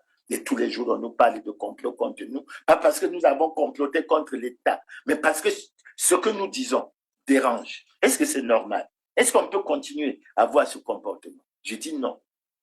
Je dis non. Tout comme je n'accepte pas que le ministre Moulou puisse signer des notes en disant que Clément Mirassa, le PSDC de Clément Mirassa, qui a un récépissé depuis 1991, qui a apporté sa contribution à la conférence nationale, qui continue à apporter sa contribution pour la restauration et le combat pour la restauration de la démocratie dans ce pays, qu'on puisse dire non, il est suspendu, et le PCT qui viole, qui est en situation, non, on considère qu'il est en conformité. Non, ne continuons pas à faire comme ça. Pourquoi il y en a qui pensent dans ce pays qu'il y a des hommes et des sous-hommes, et que les hommes c'est eux, et que les autres sont des sous-hommes? Pourquoi? L'argent pour lequel vous vous vantez, c'est de l'argent qui a été volé, c'est de l'argent qui a été détourné. Et vous ne devriez pas en être fiers, parce que vous avez plongé tout un pays dans la misère et dans la situation dans laquelle croupissent les Congolais aujourd'hui. Tout le monde le sait. Au sein du PCT, les gens ont bien conscience des raisons fondamentales de la situation dans laquelle nous nous trouvons. Et ce n'est pas normal. Alors quand je vois ce genre d'affaires, je me dis, tous les Congolais sont égaux devant la loi et ont droit à la protection de l'État. Nul ne peut être avantagé, désavantagé ou favorisé, etc. Je crois que cet article 15 est clair et beaucoup d'entre nous devraient le lire. Maintenant, s'agissant de Moukoko, je dois aussi interpeller les gouvernants. Beaucoup de voix se sont élevées pour demander la libération de Jean-Marie Michel Moukoko. Beaucoup de voix se sont élevées pour demander la libération de André Okombi Salissa et d'autres prisonniers politiques. Des voix se sont élevées pour le retour au pays de plusieurs exilés politiques. Pourquoi on n'agit pas? Pourquoi on n'agit pas? Parce que vous considérez que Moukoko, s'il est dehors, il est une menace pour votre pouvoir. Est-ce que c'est comme ça qu'on règle les problèmes du pays?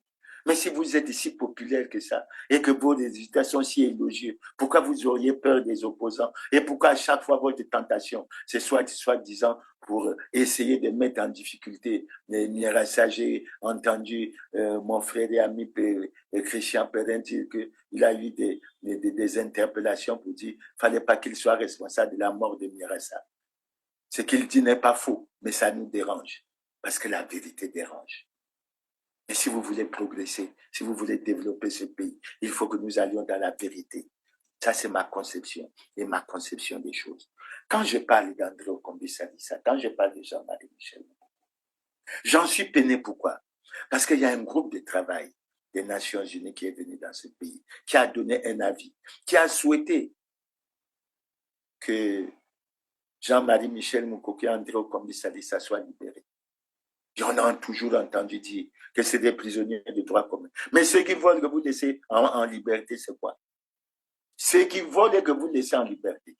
Et vous savez que pour la plupart, si je prends le dossier des Panama Papers, dans lequel on a dit qu'il y a 6 Congolais qui détiendraient 5500, mais la plupart, ce sont les membres du clan présidentiel. Ce sont les membres du gouvernement. Ce sont les dignitaires du PCT. Vous n'allez pas les démentir. Vous n'allez pas les démentir. Les textes sont clairs. On a vu la liste des comptes qu'ils ont dans les paradis fiscaux, les sommes qu'ils ont. Et je crois qu'il faut qu'on aille. Et pour Moukoko et André Okombi Salissa, on a souhaité qu'on aille vers des mesures d'apaisement, tout en reconnaissant que ces braves combattants n'ont jamais reconnu les résultats de l'élection de 2016. Mais c'est une position politique. Il faut la respecter et il faut qu'on avance. Donc, voilà un peu sur ces choses-là. Et on a vu, on devrait passer. Maintenant, la 5e partie que nous allons aborder, avant d'aller à la conclusion, est la suivante. Le président Denis Sassou Nguesso est en situation délicate et manifeste d'incompatibilité constitutionnelle. Quand je le dis, ce n'est pas un manque de respect, c'est un constat.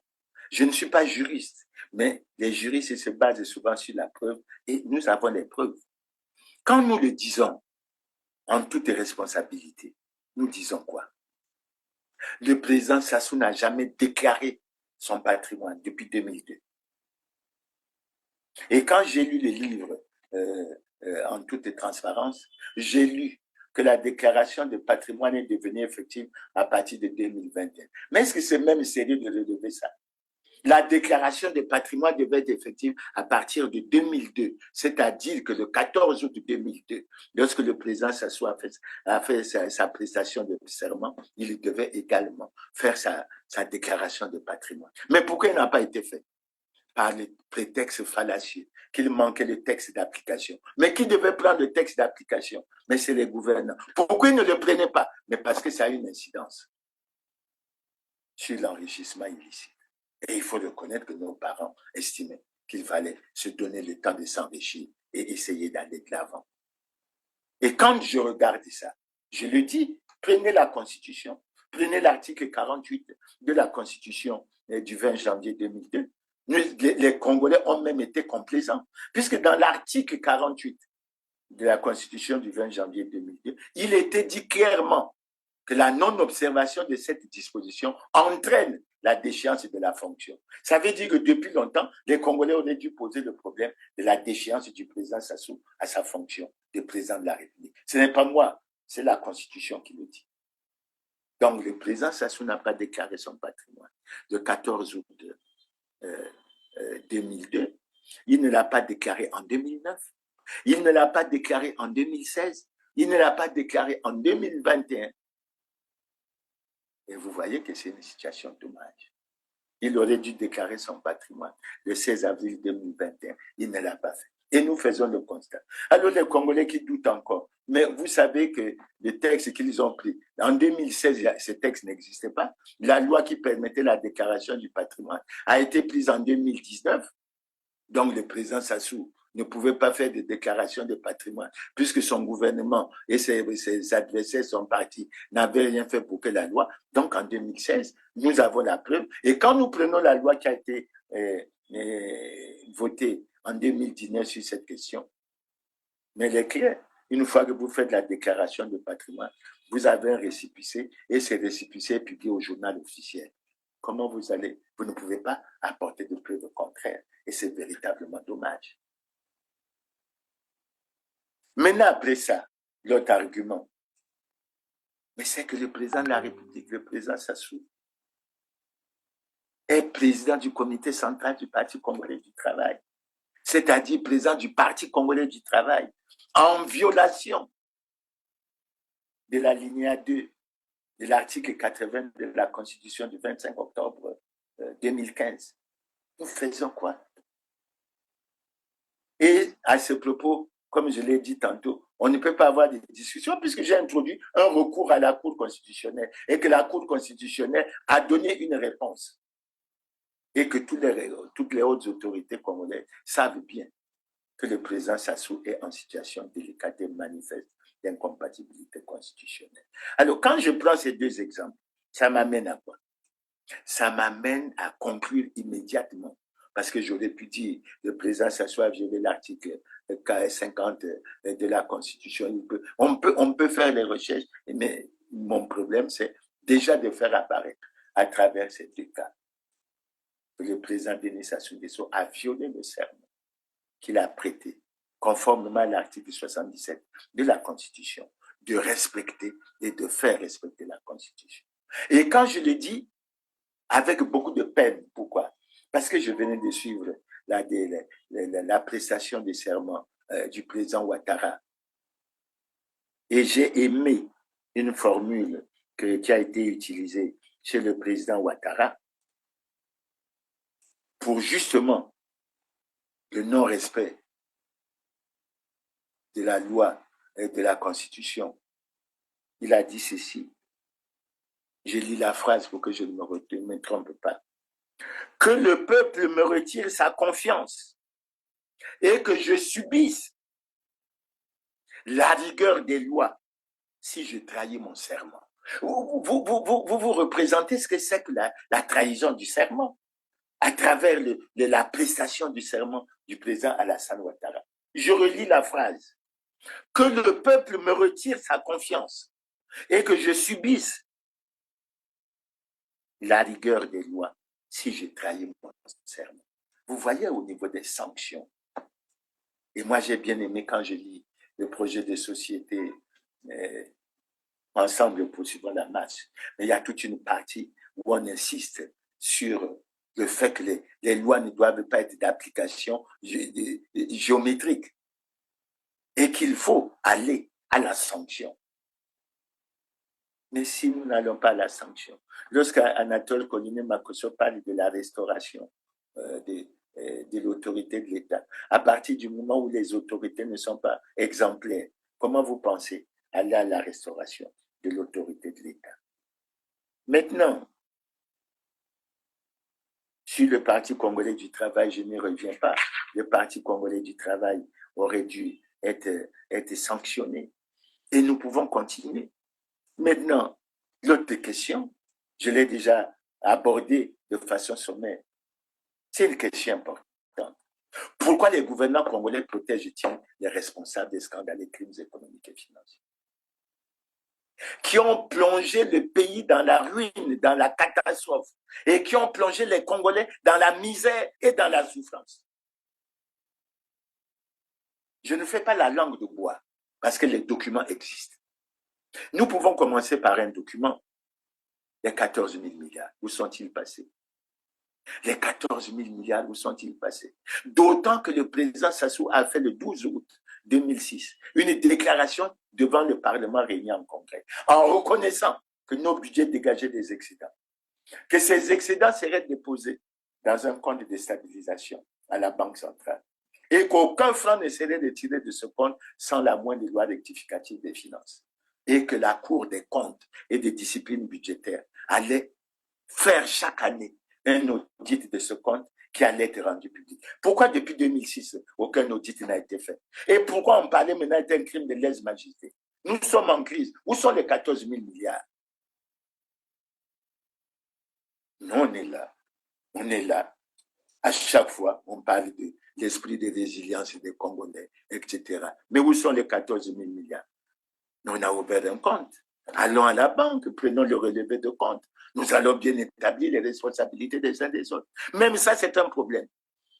Parce que je me rappelle qu'en 2023, avec 2 autres compatriotes, nous avons pris la responsabilité de lancer une pétition pour que l'on traduise les responsables en justice, les responsables des scandaleux crimes économiques et financiers. Nous avons été écoutés par la société civile qui a porté plainte. Mais jusqu'aujourd'hui, cette plainte n'a pas avancé. Alors les Congolais ont parfois 97 mois d'arriérés de salaire. Ils ont parfois, etc. Et vous n'êtes pas capable d'aller dans ce genre de situation pour qu'on fasse la lumière et qu'on voit ce qu'on peut retirer. Non, on préfère aller chercher l'eurobond de 670 millions d'euros, l'équivalent de 410 milliards à 13%, c'est-à-dire qu'on augmente l'achat de la dette sur la tête de nos enfants, de nos petits-enfants et de nos arrière-petits-enfants, c'est-à-dire qu'on a choisi de sacrifier le Congo. Est-ce que c'est sérieux ça? Et après on dit que c'était un bilan positif. Quel bilan positif? Vous protégez les voleurs et les détourneurs des fonds, c'est quoi? C'est ça le bilan du PCT? Vous ne respectez pas les lois, vous protégez les voleurs, et c'est ça que pour lequel vous avez le courage de venir dire aux gens que votre bilan est positif sans aucun doute. Et vous parlez de développement. D'ailleurs, je vais enchaîner avec la situation des révélations faites par les Panama Papers, comme quoi si Congolais détiendraient 5 500 milliards dans les paradis fiscaux. Le plus riche d'entre eux disposerait de plus de 2 000 milliards de francs CFA. Et le moins riche d'entre eux a 20 milliards de francs CFA. Et qu'est-ce qu'on fait? Mais prenez la liste des gens Mais lorsqu'il y a une information comme ça, il ne s'agit pas de dire que c'est de la subversion, on attaque toujours. On parle des biens mal acquis, c'est toujours les ONG qui attaquent le corps. Mais vous avez bien placé votre argent en France, dans les pays occidentaux, en Chine, à Dubaï, tout ça, pour acheter des biens meublés immobiliers avec de l'argent que vous ne pouvez pas justifier. Et les Congolais se rendent bien compte, puisque les 14 milliards, vous ne voulez pas qu'on en parle. Les Panama Papers aussi, vous ne voulez pas qu'on en parle. Il y a un Congolais qui avait un père industriel pour qu'il puisse venir nous dire aujourd'hui qu'en espace d'un certain temps, il a pu engranger les 2000 milliards de francs CFA. Est-ce que c'est sérieux? Lorsqu'on vous parle d'audit, des projets de la municipalisation accélérée, vous ne voulez pas. Ça ne vous choque pas lorsqu'on dit que la construction, le coût de la construction de l'université de Denis Sassou Nguesso était estimé à 241 milliards de francs CFA. Et lorsque vous apprenez que le coût de la deuxième université au niveau de Dakar a coûté 65 milliards, ça ne vous gêne pas. Mais les Congolais ont la preuve que vous êtes à la base de leur souffrance. Pourquoi vous protégez ces gens si vous n'avez aucun intérêt? Mais ce n'est pas tout comme dossier. Les malversations financières au fond de soutien à l'agriculture. Et pour que les Congolais comprennent ce problème, en 2017, le président de la République fait un message sur l'état de la nation, dans lequel il révèle que des sommes importantes avaient été débloquées pour le secteur de l'agriculture pour des résultats mitigés. Fort heureusement, très rapidement, avec promptitude, le procureur de la République a pris des dispositions et a donné des instructions à la direction générale de la surveillance du territoire pour qu'on fasse la lumière sur ça. Mais la direction générale de la surveillance du territoire a fait la lumière. Il a apparu clairement que les gens avaient pris soit des crédits, soit des prêts, qu'ils n'avaient pas remboursé. Un délai a été donné pour que l'on procède au remboursement. Et s'il n'y a pas remboursement, qu'on les présente devant le parquet. Qui a été présenté devant le parquet? Est-ce qu'on en parle encore? Alors il y a comme une mafia, une gangrène qui s'est constituée. Et c'est cette même gangrène qui se lève tout le temps pour dire le président Sassou doit être reconduit, le président Sassou doit être reconduit. C'est pour que vous continuez à voler, à vous enrichir, ou c'est pour l'intérêt des Congolais? Mais parlons du FIGA. Parlons du Trésor-Guette. Parlons du différentiel des 6 milliards sur les bourses qui se dissipent chaque année sans jamais laisser de traces. Là aussi, même s'agissant de l'argent qui touche nos jeunes, l'avenir de nos jeunes. Après que le ministre des Finances ait dit payer les salaires chaque mois, c'est une véritable acrobatie, c'est un véritable casse-tête. Et ça veut dire même payer les bourses, financer le développement, financer l'avenir de nos enfants. C'est une véritable acrobatie, c'est un véritable casse-tête. Même pour les étudiants, on ne fait rien pour faire la lumière sur ces 6 milliards qui se dissipent chaque année. Et pendant combien d'années? Mais pourquoi cette méchanceté? Et je comprends pourquoi, dans le livre que Colline Makosso prend le plaisir de présenter, on n'aborde pas les problèmes que j'aborde. Parce que nous ne sommes pas sur la même ligne. Il y en a qui tirent profit du système et il y en a qui veulent que les choses changent et qu'on puisse aller de l'avant. Ce n'est pas du tout normal. Je crois que j'ai parlé du Trésor-Guette, mais les 160 milliards, dit-on, au niveau du ministère de la Santé et de la Population, non. On laisse ces gens tranquilles. Alors qu'est-ce qu'on fait? Oh non, Colline Makosso vient se vanter. Maintenant, nous avons une bonne réputation internationale. Vous allez vous endetter, puis vous venez vous vanter, alors que vous enfoncez le pays dans le trou. Et c'est quoi cette histoire? Mais où allons-nous? Où allons-nous? Bon, je ne reviendrai pas sur ce que j'ai déjà dit concernant Jean-Marie Michel Moukoko, André Okombi-Salisa. Je vais terminer cette partie sur l'application de la loi sur les partis. Et ça m'attriste. Le ministre de l'Intérieur publie des arrêtés, à l'instar de l'arrêté 1726/MID/CAB du 30 juin, dans lesquels il reconnaît que des partis qui ne sont pas conformes, il reconnaît des partis qui ne sont pas conformes à la loi. Et nous avons fait une enquête. Nous avons écrit au Premier ministre avec l'analyse de cette enquête. Si je prends le critère, si je prends le critère de la déclaration du patrimoine à travers l'article 26 qui dit que tous les partis ont le devoir de se conformer à la Constitution. Mais tous les partis de la majorité présidentielle qui ont des ministres et qui ont des membres qui sont dans les bureaux au niveau de l'Assemblée, mais ils ne sont pas en conformité avec la loi. Il ne s'agit pas de la langue de bois, il s'agit d'apporter les preuves. Et après on dit Mirassa, c'est lui qui peut. C'est pas moi qui donne les diplômes ou les jetons. Mais quand le ministre de l'Intérieur et de la décentralisation prend ce genre de décision, ça veut dire quoi? Il y a du faux et de l'usage du faux dans notre administration. Ça veut dire que notre administration n'est pas neutre. Elle est partisane. Elle a choisi un camp. Et moi, je suis de ceux qui sont convaincus que si le ministre de l'administration du territoire peut dans chaque texte reconnaître que le Parti congolais du travail, qui n'est pas en conformité avec la loi conforme à la loi, je ne le vois pas aller proclamer des résultats et déclarer qu'un opposant a été élu président.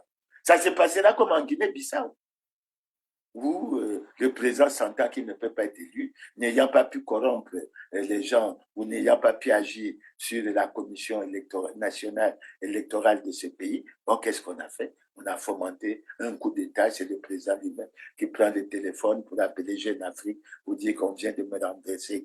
Vous voyez à quel niveau on se trouve. Et c'est véritablement dommage. C'est véritablement dommage. Parce que ça crée quoi? Ça crée la méfiance entre les citoyens et les gouvernants. Et les gouvernants ne sont plus crédibles devant les citoyens. De sorte qu'ils se disent, cette élection, ça sert à quoi? Puisque comme le président de l'Assemblée a dit, somme toute, le président Denis Sassou Nguesso est déjà élu. Il n'est pas en conformité avec la loi et il est déjà élu. Oh, mes frères, ne ridiculisons pas le pays à ce point. Ne ridiculisons pas le pays à ce point. Et sur ça, je reviens sur un problème. Nous n'avons de cesse de répéter que le PCT n'est pas en conformité avec la loi. Le disant, nous interpellons le ministre de l'Intérieur et de la décentralisation. Nous l'invitons à prendre la loi qu'il a préparée, qu'il a soumise au Parlement, la loi 20-2017 du 12 mai 2017 relative au parti. Mais qu'il lise les articles 11, qu'il lise les articles 26, qu'il lise les articles 31 et qu'il explique au Congrès. Maintenant, nous posons la question au président, puisque c'est le président qui a écrit le livre. Expliquez-nous pourquoi, dans ce pays, des partis qui ne sont pas conformes à la loi peuvent être reconnus par le gouvernement d'Anatole Polynéma-Kosso. C'est une autre paire de manches. Donc, à mon avis, lorsque nous avons été invités par le préfet directeur général le 12 juillet pour nous entendre dire qu'aucun de vos partis n'est sanctionné, vous n'avez pas été averti, vous n'avez pas été blâmé, vous n'avez pas été dissous, vous n'avez pas été suspendu, continuez à mener vos activités. Et nous avons posé immédiatement la question.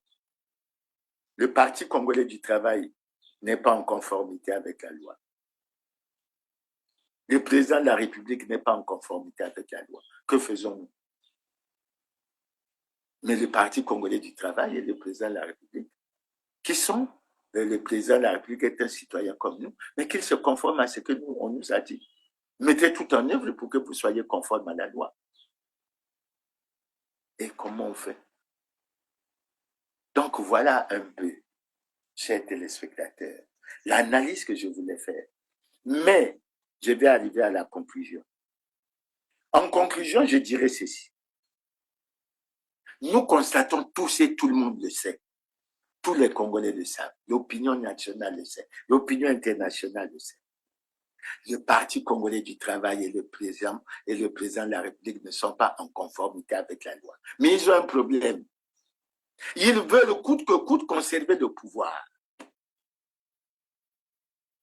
Mais ils ne sont pas en conformité avec la loi. Et le ministre de l'Intérieur qui délivre des certificats de reconnaissance devrait prendre des textes pour dire que le président de la République n'est pas en conformité avec la loi. Il s'agit de l'intérêt supérieur de la nation. Et moi, je répète aux amis du PCT, lorsque le président Sassou était à l'opposition, j'étais avec lui dans cette opposition, dans le cadre de l'alliance URD-PCT, le PSDC faisait partie de l'URD. En 92, le président Sassou a dit quoi? Cependant, le vrai est le fait. que je ne pourrai jamais accepter que la Constitution soit violée. Lorsque la Constitution est violée, les démocrates ne doivent pas l'accepter. J'insiste pour dire que jamais, jamais, nous n'accepterons que soient organisées des élections hors la loi.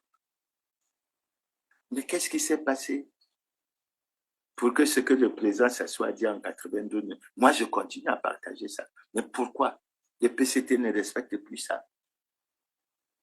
Et en 2023, le président s'assoit a déclaré quoi? Il a déclaré que nos difficultés de l'heure ne doivent pas nous amener à emprunter le chemin hasardeux et dangereux de l'anticonstitutionnalité. Puisqu'on est dans la transparence, on est au niveau où il y a l'obligation de rendre compte. Est-ce que le président Sassou, des membres du PCT peuvent nous expliquer pourquoi maintenant ils ont choisi le chemin de l'anticonstitutionnalité, tout en sachant que ce chemin est extrêmement dangereux? Pourquoi? Qu'il est hasardeux et qu'il est dangereux. En fait, il se pose aujourd'hui au PCT, au président de la République, un choix. Un choix clair. Le choix doit être fait entre la force du droit et le droit de la force. Et après ce que les Congolais ont vécu, qui a été appelée guerre du 5 juin 1997, pour laquelle M. Dénissé, que Dieu est son âme, un analyste français, a déclaré qu'il y avait eu près de 400 000 morts. Les Congolais veulent de la paix. Les Congolais veulent du respect du droit. Ils veulent qu'on privilégie l'intérêt général et que l'on ne cherche pas à privilégier l'intérêt égoïste et particulier. C'est pour ça que moi je dis, en ce qui nous concerne, le choix est clair. Et nous exhortons le président Sassou à choisir ce choix. Quel est le choix? C'est celui de la force du droit, qui doit permettre au président Sassou de prendre les dispositions par rapport à ce que nous avons dit, pour que le PCT soit sanctionné par rapport aux dispositions de la loi 20-2017 du 12 mai 2017. Et ensuite, je vous ai lu les derniers passages. Je ne vais peut-être pas le relire entièrement, mais je dirais tout simplement que je ne partage pas ce qui est écrit dans la conclusion de ce livre. Et c'est ça l'objectif essentiel, l'objectif principal de la présentation du livre dans des conditions de dérive constitutionnelle par Anatole Koliné-Makosso. C'est ce que je vous ai dit. Le navire Congo a plus que besoin de Denis Sassou Nguesso à la barre, je dis non. Le navire Congo n'a pas besoin de Denis Sassou Nguesso à la barre. Pourquoi? Parce que le dernier recensement qui a été fait a révélé qu'il y avait au Congo 6 142 180 habitants. Et personne ne peut me démontrer que dans ces 6 142 180 habitants, il n'y a que le président Sassou qui est digne et apte à diriger ce pays, surtout qu'il aura déjà passé 40 ans à la tête de ce pays. C'est pour ça que je dis clairement qu'il y a des gens qui pensent comme moi pour dire que nous ne partageons pas cette vision. Qu'au contraire, le Congo a besoin d'une vision, celle de l'alternance politique, de l'alternance démocratique, celle du changement et de rupture, celle de faire la politique autrement qu'elle ne se fait aujourd'hui. Et c'est pour ça que tout en indiquant que nous aurons certainement l'occasion de revenir sur ce débat, nous avons voulu vous présenter avant la fin de l'année 2025 ce point de vue que nous venons de donner en disant clairement que le Congo a besoin d'alternance démocratique, d'une nouvelle vision, de changement et de rupture. Je souhaite que les Congolais se procurent ce livre et je remercie ceux qui l'ont mis sur les réseaux Internet pour nous permettre déjà de le tirer et qu'on participe au débat. J'ai posé déjà plusieurs questions au gouvernant, j'ose espérer. Et quand vous suivez les questions que j'ai posées, vous regardez qu'à travers ce livre, il y avait déjà une orientation qui avait été donnée et que pour ce qui concerne la gouvernance électorale, pour ce qui concerne les aspects de démocratie, de respect des lois et règlements de la République, on a volontairement omis de traiter de ces questions tout simplement parce que le pouvoir du PCT s'est rendu compte qu'ils étaient en position de faiblesse et qu'ils ne pouvaient pas répondre de ce qui pouvait y être avancé. Chers téléspectateurs, en tout cas, au moment où nous nous apprêtons à l'achèvement de l'année 2025, j'ai tenu à vous faire part de mes analyses. Le livre est là. Je crois qu'il serait intéressant que les débats soient organisés. J'ose espérer que les questions que je me posais, que je me suis posées, trouveront des réponses. Mais tout ce que je dis, pour conclure et terminer l'émission, c'est que le président Sassou est placé devant un dilemme. Il veut de la conservation du pouvoir, mais il n'est pas en conformité avec la loi. Malheureusement, si j'avais un avis à donner, le privilège arrive un peu. Le privilège revient beaucoup plus à la force du droit, c'est-à-dire à respecter les lois que nous avons nous-mêmes adoptées pour l'intérêt du pays, pour la paix, pour le vivre ensemble. Et j'ose espérer que les Congolais en tiendront véritablement compte. Merci pour votre aimable attention et à une prochaine occasion, nous aurons l'occasion d'échanger sur ces questions. Merci et à bientôt.